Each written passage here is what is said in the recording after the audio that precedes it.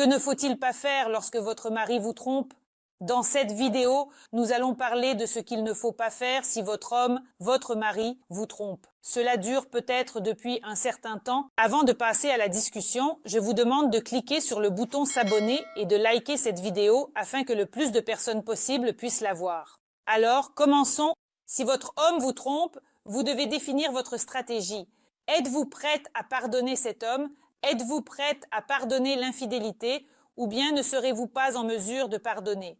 C'est sur cela qu'il faut se baser. L'infidélité est un coup difficile. Ce sont des émotions complexes, difficilement supportables, mais dans cette situation compliquée, il est nécessaire de penser tout de même à soi, pas à l'homme qui trompe, ni aux enfants, ni aux proches. Il faut réfléchir à savoir si vous êtes prête à accepter et à pardonner, si vous êtes prête à faire face à la situation qui, par exemple, s'est produite et que vous connaissez. Si vous comprenez que vous aimez cette personne et que vous comprenez les raisons de l'infidélité et que vous êtes prête à pardonner, alors dans cette vidéo, nous allons parler de la manière de procéder dans cette situation. Donc, la première chose est de se taire et de souffrir. C'est quelque chose à ne pas faire en aucun cas. Si vous voyez que votre homme vous trompe et que vous êtes prête à l'accepter, après ces trahisons, vous souffrez et vous avez peur de dire quoi que ce soit.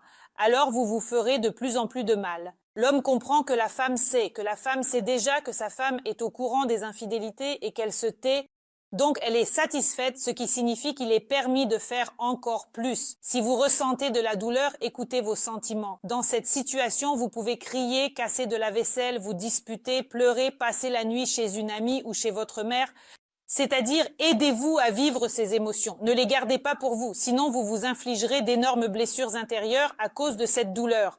Alors, pleurez, exprimez ce que vous pensez à ce moment-là, souffrez, cassez de la vaisselle, mais faites ce que votre âme exige, vous devez libérer ce qui est à l'intérieur.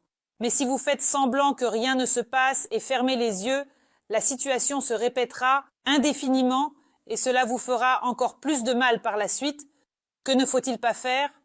Appeler et rencontrer la maîtresse dans cette situation lorsque la femme veut voir sa concurrente, celle qui veut enlever son mari de la famille, et qu'elle accepte des rencontres et des appels. La femme ne fait que s'infliger plus de douleur.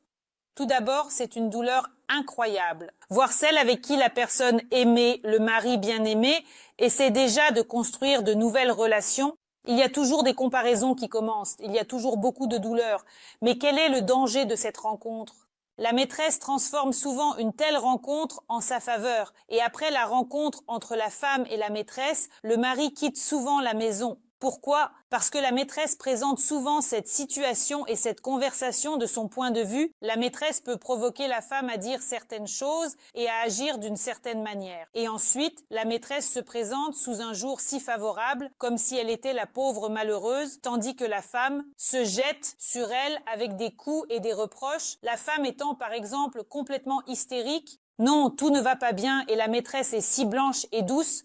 C'est-à-dire que cet homme verra cette situation et votre rencontre à travers les yeux de la maîtresse, car il ressent actuellement certaines émotions pour elle et a tendance à lui faire plus confiance. Par conséquent, ne sois en aucun cas d'accord pour ne pas aller à sa rencontre.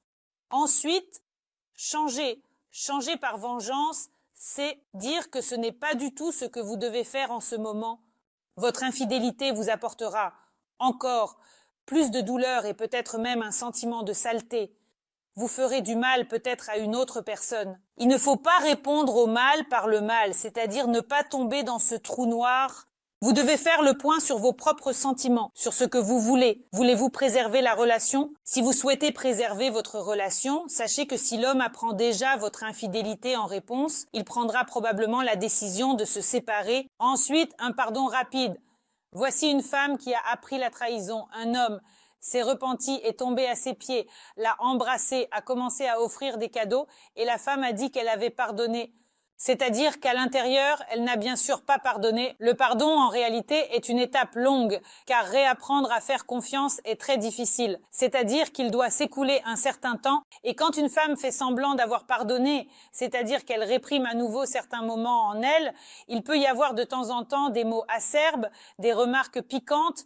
Par son comportement, la femme peut montrer à l'homme son méfiance. Cette méfiance, à son tour, va détruire la relation.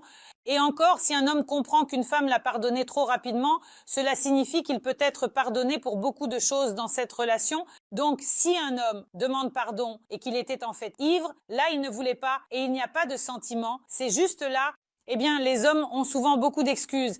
Alors, donnez-lui tout de même la possibilité de rester dans cet état où il perd beaucoup à cause de sa propre bêtise.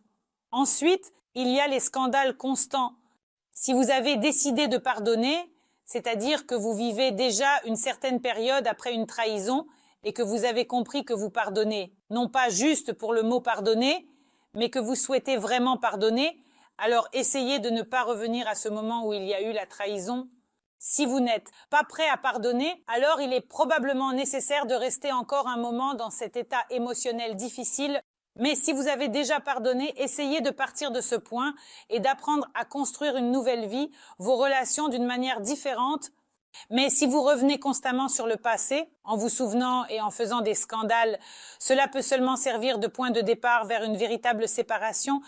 Et ici, il ne devrait y avoir ni reproche, ni rappel. C'est un tabou, c'est-à-dire que tout est fini. Vous avez demandé, vous avez pleuré, parlé, disputé, clarifié, tout. Vous avez décidé de pardonner. Donc c'est un nouveau point, un nouveau chapitre de votre vie. Et il faut l'accepter. Enfin, il ne faut pas tourner les enfants contre leur père. Voici ce qu'il ne faut absolument pas faire.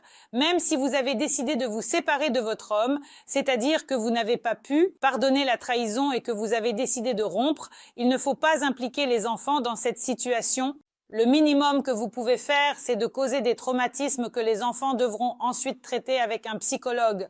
Le maximum, c'est qu'ils ne pourront pas construire de futures relations heureuses quand une femme est en colère. Et dans cet état de douleur, cette trahison, elle commence à dire à ses enfants que tous les hommes, par exemple, si elle a 2 filles ou une fille et un fils, elle commence à raconter à quel point il est un scélérat, que tous les hommes sont des scélérats.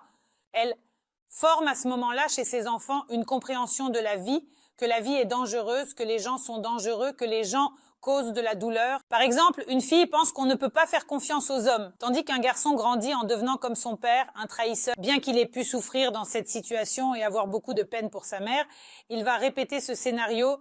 Donc, peu importe à quel point cela vous fait mal, acceptez le fait que le père est un parent tout aussi valable que vous. Et si votre relation n'a pas fonctionné, ce ne sont que vos relations. Il peut être simplement un mari horrible, pas prêt pour la vie de famille, mais il peut être un bon père pour ses enfants. Il n'est donc pas nécessaire de penser autant à soi ici, de flatter son ego ou de monter les enfants contre leur père. Vous pouvez ainsi briser la vie de vos enfants. C'est tout pour cette vidéo. C'était moi, Alice Wardomska. J'espère vos likes et abonnements. Écrivez dans les commentaires ce que vous aimeriez discuter dans mes nouvelles vidéos. N'oubliez pas de cliquer sur la cloche et à bientôt.